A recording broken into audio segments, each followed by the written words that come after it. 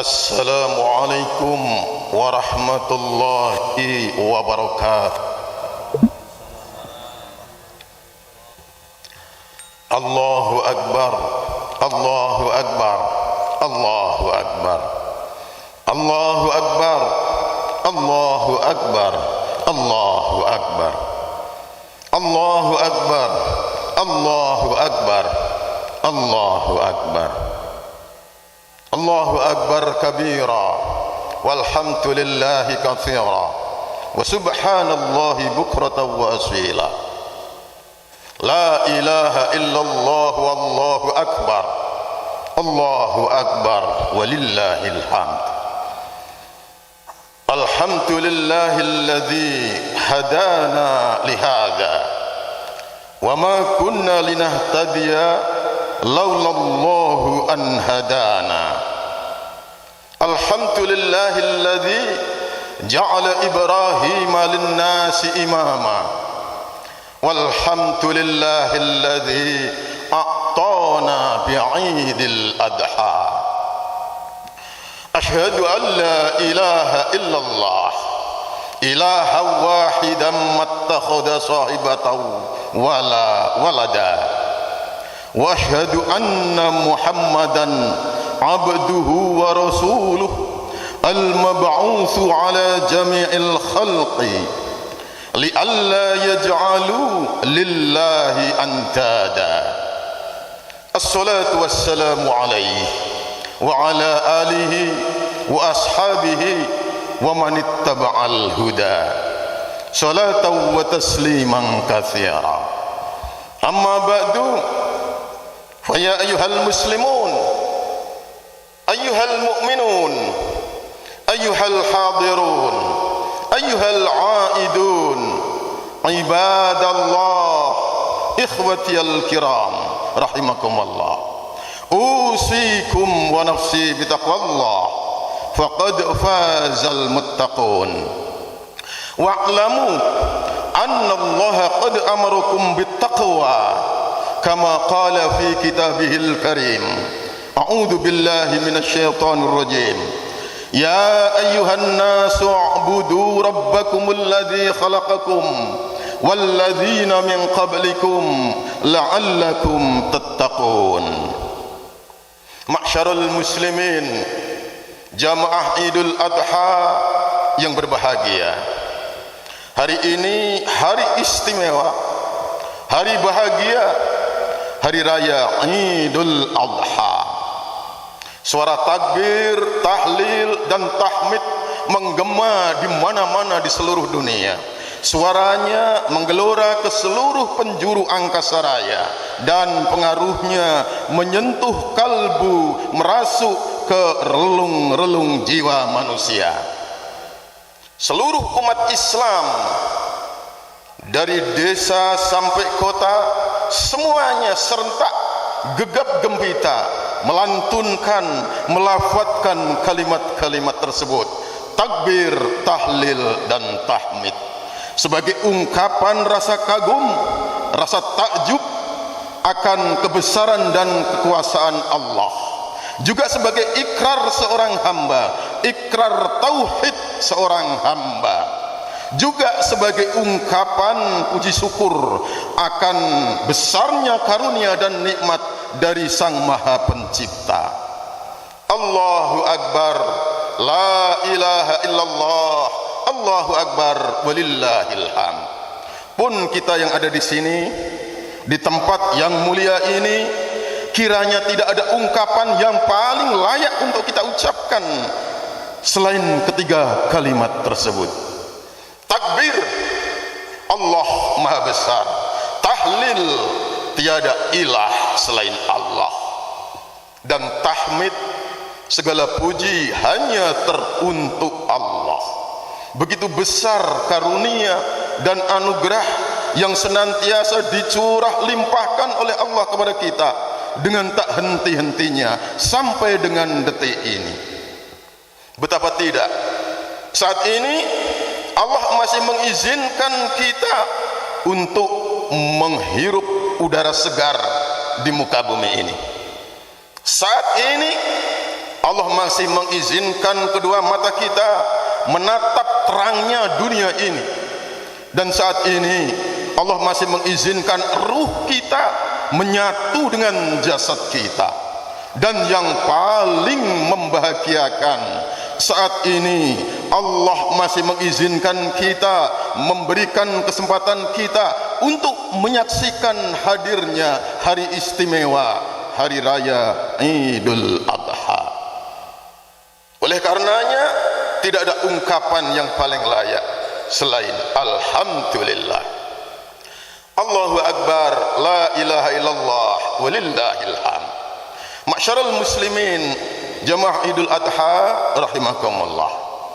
Oleh karenanya di dalam rangka mensyukuri karunia dan anugerah Allah yang tiada terhingga tersebut, maka marilah kesempatan ini, majelis ini kita manfaatkan yang sebaik-baiknya, semaksimal mungkin, seoptimal mungkin untuk meningkatkan takwa kita kepada Allah. Takwa dalam arti yang sebenar-benarnya, takwa yang secara bahasa berasal dari kata waqa yaqi wiqayatan, kemudian mengikuti wazan ifta'ala menjadi ittaqa yattaqi tuqatan, artinya memelihara diri, menjaga diri, melindungi diri, dan membentengi diri. Melindungi diri, membentengi diri dari apa? Tidak lain dan tidak bukan dari segala bahaya yang mengancam keselamatan hidup kita, baik hidup kita di dunia ini maupun dan lebih-lebih kehidupan kita di akhirat kelak. Sadar atau tidak, sesungguhnya ketika kita sudah berani hidup ini, depan belakang kita, samping kanan samping kiri kita, atas bawah kita senantiasa diintai, diincar, diintip oleh bahaya-bahaya yang manakala kita lengah sedikit saja, maka bahaya-bahaya tersebut siap menerkam kita, menerjang kita, menjerumuskan kita ke dalam jurang kehancuran, kenistaan, dan kesengsaraan yang selama-lamanya. Oleh karenanya, upaya yang sungguh-sungguh agar diri kita ini tidak tersentuh oleh bahaya, itulah takwa. Lalu secara umum, secara awam diartikan takwa itu upaya menjalankan segala yang diperintah Allah dan menjauhi yang dilarang. Artinya manakala kita ini berjalan di satu jalan yang benar, dan ketika berjalan itu kita sudah mematuhi rambu-rambu yang ada, maka niscaya perjalanan kita itu akan selamat, akan terhindar, terlindungi dari ancaman bahaya kecelakaan lalu lintas. Demikian juga kita di dalam hidup ini sesungguhnya sedang melakukan perjalanan panjang menuju kampung akhirat kita, dan di sisi kiri kita, di samping kanan kita, belakang, depan, atas, dan bawah senantiasa dikelilingi, dikitari oleh bahaya-bahaya. Manakala kita siap melakukan perjalanan dan mematuhi rambu-rambu syariat yang sudah ditentukan oleh Allah melalui Rasulnya, niscaya perjalanan kita itu akan selamat. Itulah takwa. Suatu ketika sahabat Umar ibnu Al-Khattab ditanya oleh sahabat yang lain, "Ya Amiral Mukminin, apa pendapatmu tentang takwa?" Maka Umar ibnu Al-Khattab balik bertanya kepada si penanya, "Lalu apa pendapatmu seandainya ada seseorang yang berjalan di atas jalan yang penuh dengan onak dan duri serta licin?" Maka si penanya itu langsung menjawab, "Tentu orang tersebut akan ekstra hati-hati." Lalu Umar menegaskan, itulah takwa, upaya yang sungguh-sungguh agar tidak terpeleset jatuh, agar tidak tertusuk duri, agar tidak tidak tersandung batu, tidak tersentuh oleh bahaya. Itulah takwa. Allahu Akbar, la ilaha illallah, walillahil hamd. Ma'syaral muslimin, jamaah Idul Adha rahimakumullah. Kalimat tahlil yang kita baca, kita lantunkan dan kita ulang-ulang pada saat ini, itu sesungguhnya disebut dengan kalimat takwa. Kenapa? Karena barang siapa yang hidup ini menggunakan prinsip konsep la ilaha illallah, maka niscaya kehidupannya akan selamat, dijamin selamat. Juga disebut dengan kalimat tauhid, karena inti dari makna tahlil la ilaha illallah adalah menafikan semua ilah dan mengisbatkan satu saja, yaitu Allah Azza wa Jalla. La ilaha illallah, tiada ilah kecuali Allah. Apa itu ilah? Ilah adalah sesuatu yang didamba, sesuatu yang dipuja, sesuatu yang disembah. Ilah adalah sesuatu yang sangat dicintai, sesuatu yang dirindui, sesuatu yang ditakuti sekaligus. Ilah adalah sesuatu yang diabdi, sesuatu yang dilayani, sesuatu yang dipatuhi perintah dan larangan. Itulah ilah. Maka ketika seseorang sudah mengikrarkan diri la ilaha illallah, sesungguhnya ia sudah menafikan semua ilah. La ilaha illallah, tidak ada ilah, tidak ada yang disembah, tidak ada yang dipuja, tidak ada yang didamba, tidak ada yang dicintai, tidak ada yang dirindui, tidak ada yang ditakuti, tidak ada yang dilayani, tidak ada yang diabdi, tidak ada yang dipatuhi, illallah, kecuali Allah. Dan orang yang demikian disebut dengan muwahhid. Prosesnya, peristiwanya disebut dengan tauhid. Dan lawan katanya, lawannya adalah syirik. Orangnya disebut dengan musyrik. Apa itu syirik? Syirik adalah perbuatan seseorang yang berusaha menempatkan sesuatu selain Allah pada tempat, pada posisi yang seharusnya tempat atau posisi tersebut hanya boleh diduduki oleh Allah Azza wa Jalla. Sampai-sampai ma'syarul muslimin, ketika kita beribadah, ketika kita berbuat, ketika kita beramal, yang semestinya amal kita, ibadah kita itu hanya boleh kita tujukan kepada Allah, untuk Allah, lillahi ta'ala. Maka ketika suatu saat kita beribadah, berbuat, beramal, lalu kita tujukan kepada orang selain Allah, ingin dipuji, ingin dilihat orang, pamer, ingin popularitas, ingin terkenal, itulah syirik kecil. Dan itu sudah ditegaskan oleh beliau baginda Nabi sallallahu alaihi wasallam, inna akhwafa ma akhafu alaikum asyirkul asghar wa huwa ar-riya. Sesungguhnya yang paling aku takuti di antara perkara-perkara yang aku takutkan atas kalian adalah syirik kecil, yaitu riya, berbuat sesuatu karena manusia. Allahu Akbar, la ilaha illallah, walillahil hamd. Ma'syaral muslimin, jamaah Idul Adha rahimakumullah. Di dalam praktek kehidupan ini kita sering menjumpai ilah-ilah selain Allah yang sangat agresif untuk merebut diri kita agar kita mempertuhannya, agar kita menjadikannya sebagai ilah. Dan itu menurut kamus kita, karena selain Allah maka kita sebut dengan Tuhan-Tuhan gadungan, ilah-ilah palsu, sesembahan-sesembahan buatan bahasa Jawanya gusti-gusti yang imitasi.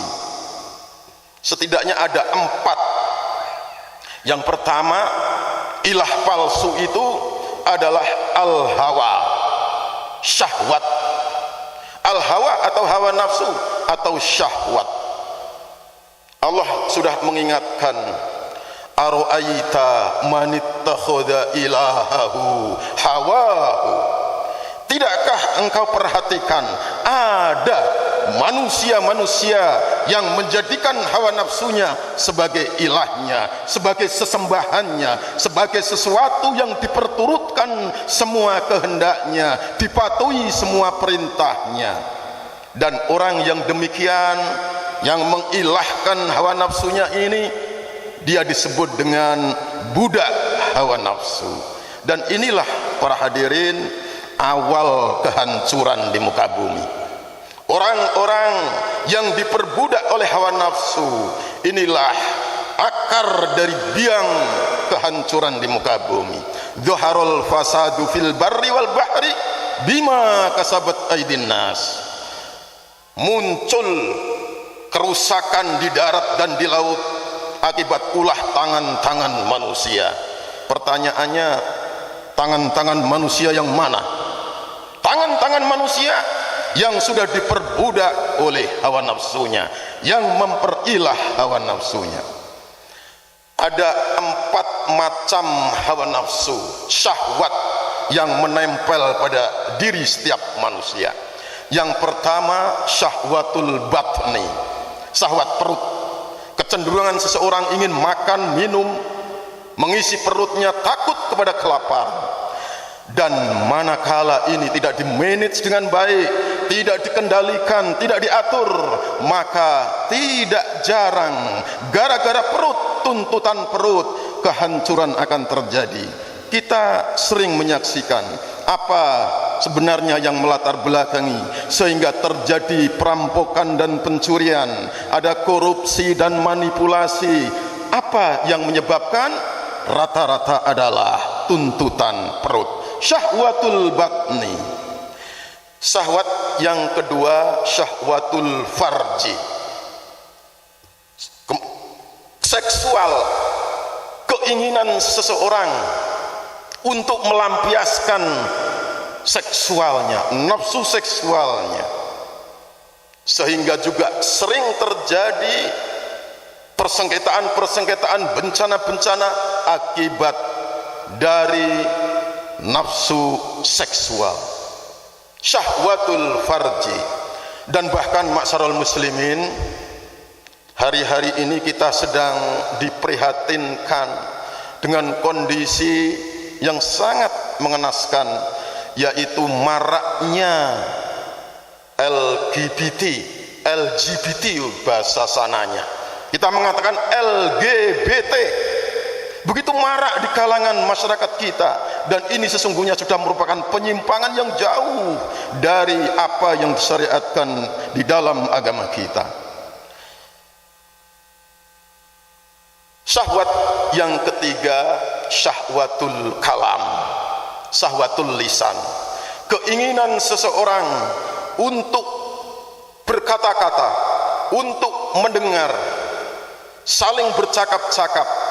Dan ini sesungguhnya merupakan satu bekal dari Allah untuk komunikasi, akan tetapi manakala tidak diatur, tidak dikendalikan dengan baik, akan menjadi awal bencana.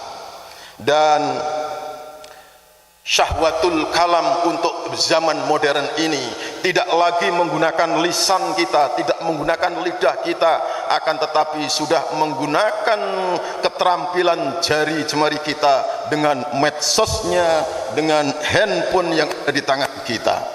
Dari bangun tidur sampai menjelang tidur kembali, yang dilihat adalah handphone. Ini sesungguhnya perpanjangan dari syahwatul kalam. Benar, lisan tidak mengucap, Lisan diam, akan tetapi jari-jarinya begitu rajin, terampil menulis kata-kata yang menjadi perwakilan sesuatu yang harusnya diucapkan dengan lisan. Dan tidak sedikit dari hal ini terjadi percekcokan, perselisihan, bahkan terjadi pembunuhan pun pernah terjadi. Syahwat yang keempat, syahwatun naum, syahwatul ain, kecenderungan seseorang untuk malas, untuk tidur, kerja tidak mau, tetapi gaji tetap dituntut. Allahu Akbar, la ilaha illallah, walillahil hamd. Ma'syarul muslimin, jamaah Idul Adha rahimakumullah. Ilah palsu yang kedua setelah al-hawa, ilah palsu yang kedua adalah pemimpin, penguasa yang kaya raya. Penguasa saja tidak, tetapi kalau sudah menjadi penguasa kemudian kaya raya, maka rentan untuk dijadikan sebagai ilah, sebagai sesembahan. Allah memberikan contoh di dalam Al-Quran tentang keberadaan Fir'aun. Wa qala Fir'aunu ya ayyuhal mala'u ma alimtu lakum min ilahin ghairi. Dan Fir'aun pun berkata kepada para pejabat-pejabatnya, wahai para pejabat, sungguh aku tidak melihat ada ilah yang lain selain aku buat kalian. Fir'aun sudah memproklamasikan dirinya sendiri sebagai ilah. Dan bahkan Fir'aun berani menantang Nabi Musa. Qala Fir'aun la in ittakhadta ilahan ghairi la aj'alannaka minal masjunin. Fir'aun berkata, sungguh jika engkau berani mengambil menyembah Tuhan selain aku, maka aku jadikan engkau termasuk orang-orang yang dipenjarakan. Allahu Akbar, la ilaha illallah, Allahu Akbar, walillahil hamd. Ma'syaral muslimin, sidang jamaah Idul Adha rahimakumullah. Ilah palsu yang ketiga, orang suci yang sakti. Allah memberikan contoh kepada kita tentang figur Isa alaihissalam. Isa dipertuhan. Kenapa? Karena Isa adalah figur yang sakti lagi suci. Atas karunia Allah, Isa alaihissalam mempunyai mukjizat, bisa menyembuhkan segala penyakit dan bahkan bisa menghidupkan orang yang sudah mati. Secara awam, secara logika awam tentu akan dipertanyakan, siapa lagi yang bisa menghidupkan orang mati kalau bukan Tuhan? Itulah logika awam yang kadang-kadang menyesatkan. Maka mereka menjadikan Isa sebagai ilah. Lalu Allah mengkomplain kepada Isa. Ini firman-Nya, wa idh qala Allahu ya Isa ibn Maryam a'anta qulta lin-nasi ittakhiduni wa ummiya ilahain min dunillah. Dan ingatlah ketika Allah berfirman kepada Isa, wahai Isa bin Maryam, apakah engkau mengatakan kepada orang-orang, jadikanlah aku ini dan ibuku menjadi dua ilah selain Allah? Lalu bagaimana jawabnya Isa?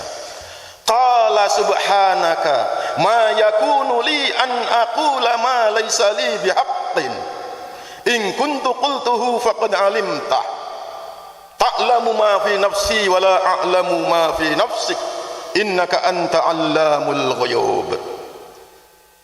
Isa menjawab, maha suci engkau ya Allah, tak patut bagiku untuk mengatakan sesuatu yang bukan hakku, dan jika memang aku mengatakannya, tentu engkau telah mengetahuinya. Sesungguhnya engkau mengetahui apa yang ada pada diriku, dan aku tidak mengetahui apa yang ada pada dirimu.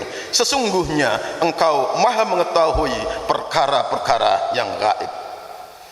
Artinya Isa berlepas diri. Tidak pernah beliau memproklamasikan dirinya sebagai ilah, akan tetapi orang-orang di sekitarnya menjadikannya ilah karena kesuciannya dan kesaktiannya. Allahu Akbar, la ilaha illallah, Allahu Akbar, walillahil hamd.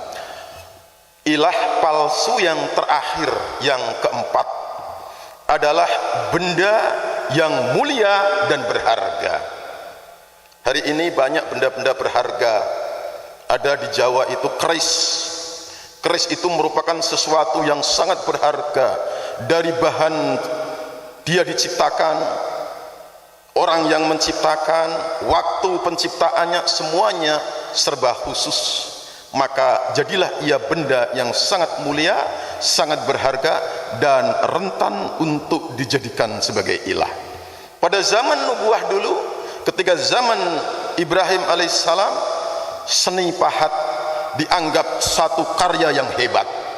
Betapa tidak, sebongkah batu bisa dipahat menjadi bentuk yang menyerupai makhluk-makhluk hidup di muka bumi. Maka diagung-agungkanlah yang namanya asnam, berhala-berhala itu, dan dijadikanlah ilah. Allahu Akbar, Allahu Akbar, la ilaha illallah, wallahu akbar, Allahu Akbar, walillahil hamd. Ma'syarul muslimin jamaah Idul Adha rahimakumullah. Ibrahim alaihissalam adalah Nabiullah, Nabi Allah, Rasulullah, utusan Allah, dan beliau juga Khalilullah, kekasih Allah, dan juga beliau imamal linnas, diangkat sebagai pemimpin bagi manusia.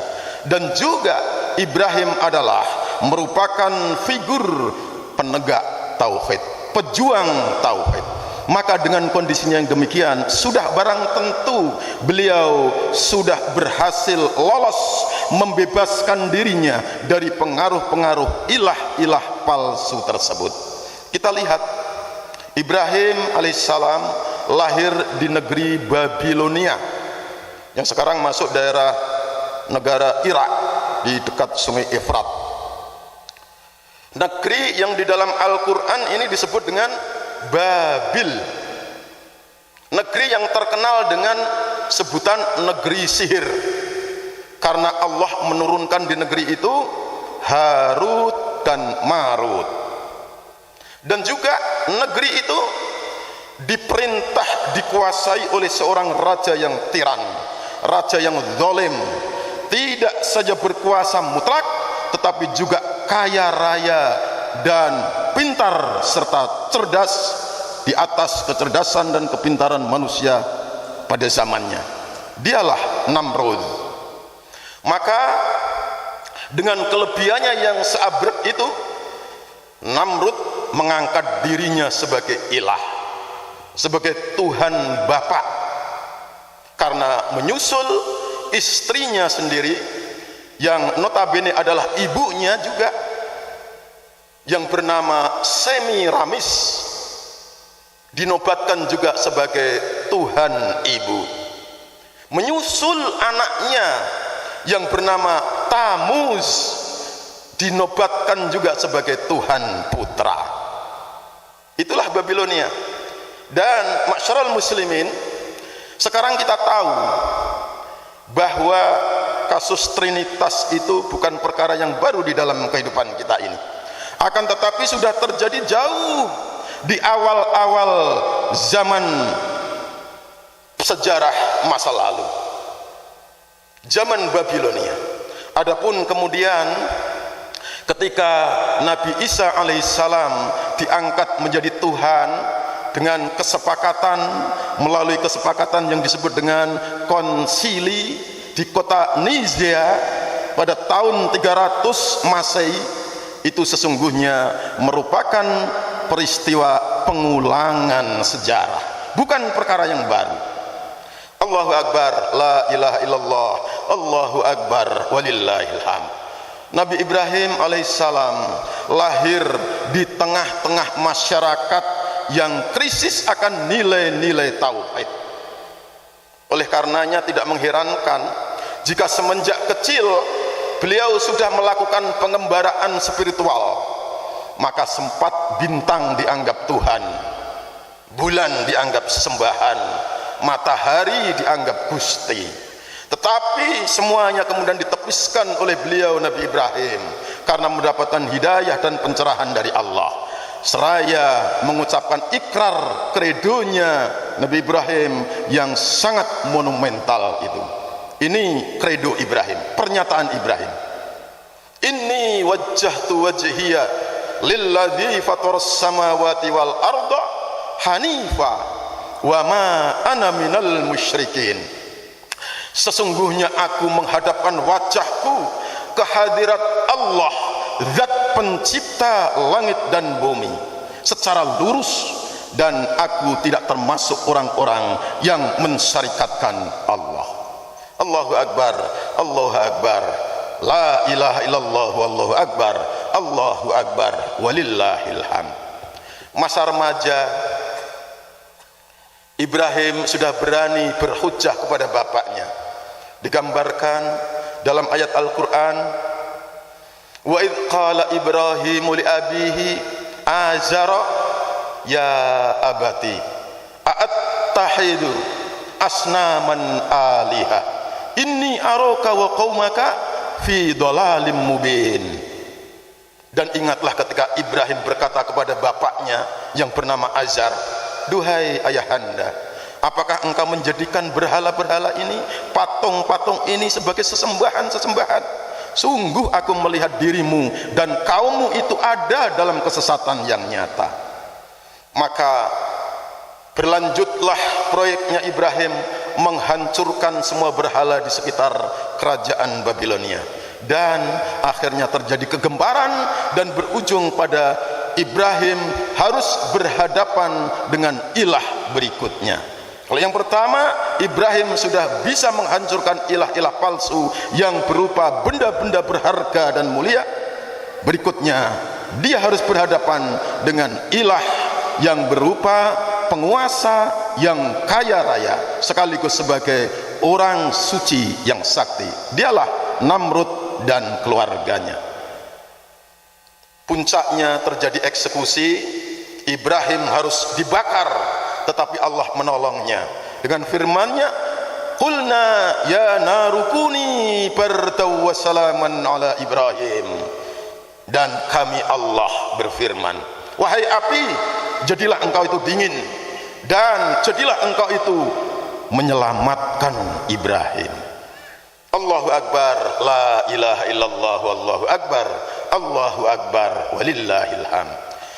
Nabi Ibrahim pun keluar meninggalkan negeri kelahirannya bersama istri tercintanya Sarah, menuju negeri yang dijanjikan oleh Allah, yaitu Kan'an yang sekarang menjadi Palestina.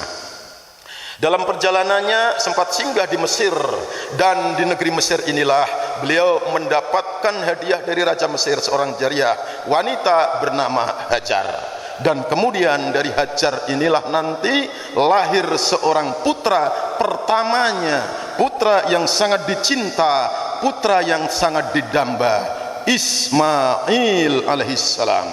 Dari bahasa Ibrani Yitzma'el. Yitzma artinya mendengar, El artinya Tuhan.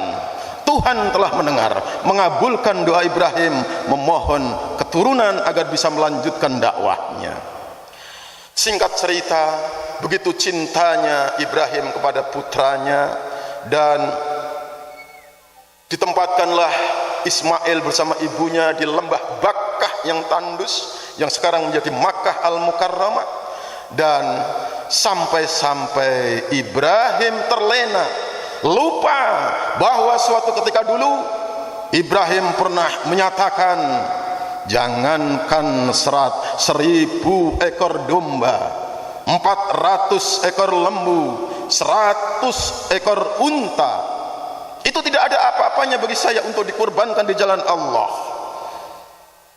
kalaupun seandainya aku dianugerahi oleh Allah seorang anak laki-laki dan diperintahkan untuk dikorbankan, maka niscaya akan aku korbankan itu anak di jalan Allah. Itu sudah berlangsung lama, bertahun-tahun. Maka terlupa karena cintanya begitu menggebu-gebu kepada Ismail. Maka diingatkanlah oleh Allah supaya tidak terjebak pada ilah yang terakhir ini. 3 ilah sudah dilampaui, dan ini yang terakhir, hawa nafsu, cinta terhadap harta dan anak-anaknya. Maka diwahyukanlah kepada Ibrahim, dan Ibrahim melaporkan kepada putranya.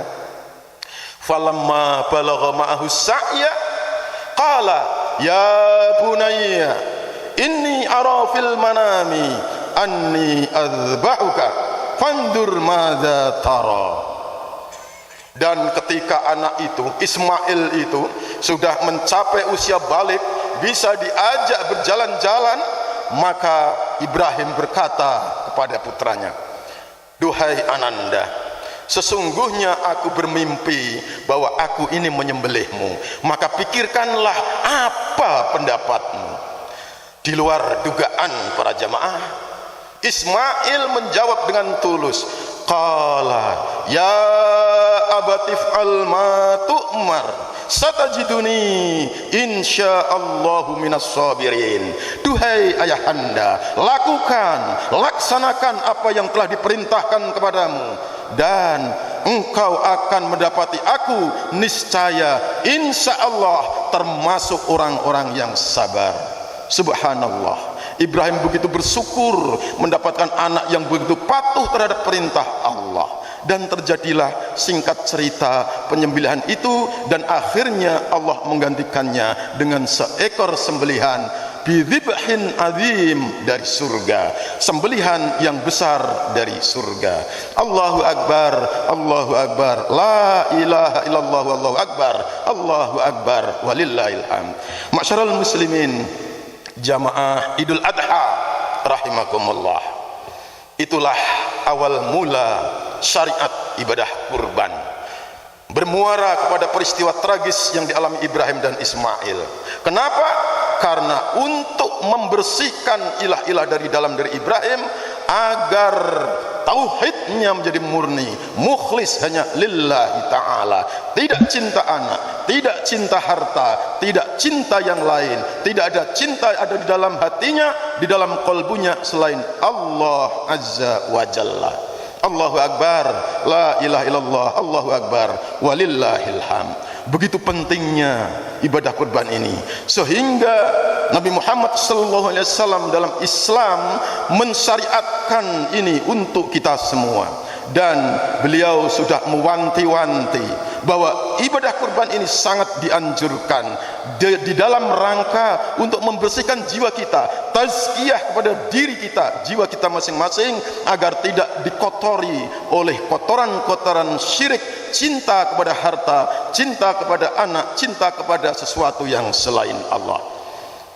Sehingga Allah menyatakan tidak ada pada hari ini ibadah satupun yang paling dicintai oleh Allah selain menetesnya darah-darah sembelihan kurban.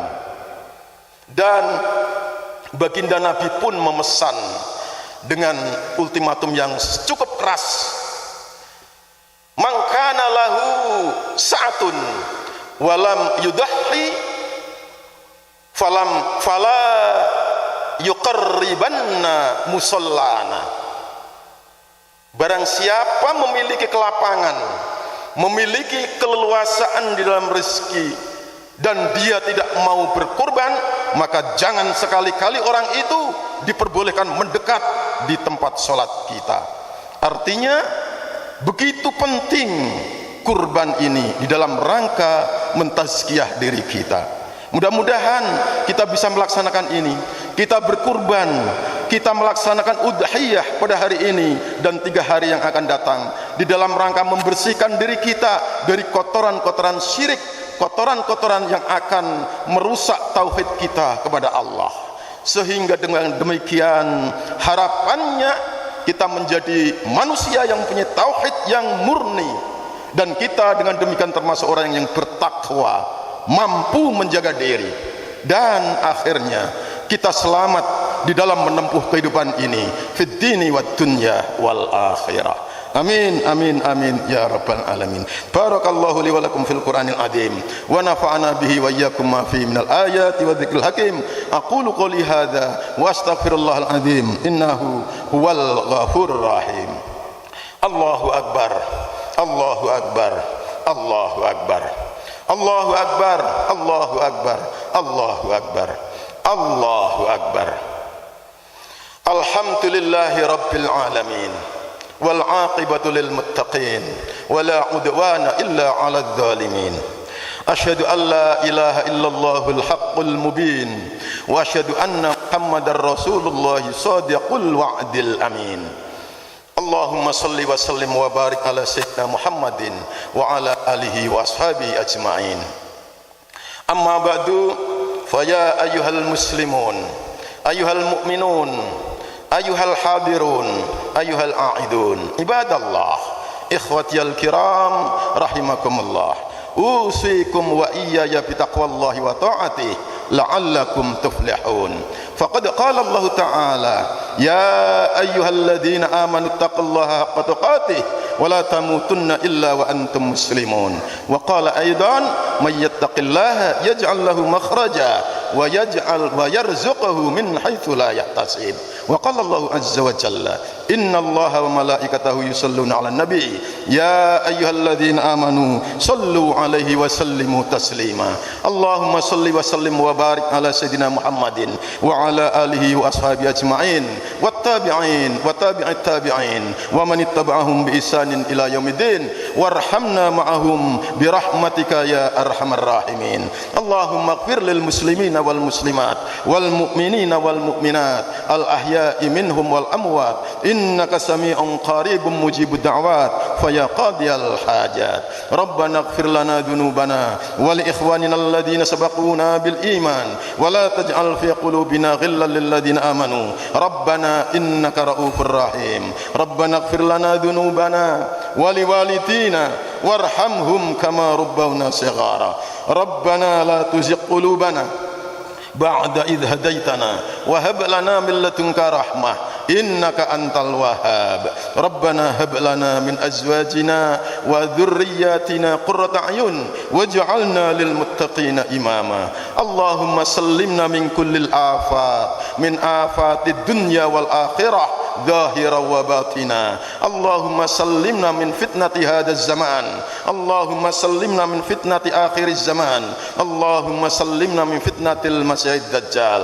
اللهم أعز الإسلام والمسلمين وأعلي كلمتك إلى يوم الدين وأهلك الكفرة والمشركين وأنذر أعداءنا وأعداءك أعداء الدين ولا تجعلنا تحت أقدام الظالمين. اللهم انصر من نصر الدين واخذل من خذل المسلمين. اللهم انصرنا فإنك خير الناصرين وافتح لنا فإنك خير الفاتحين.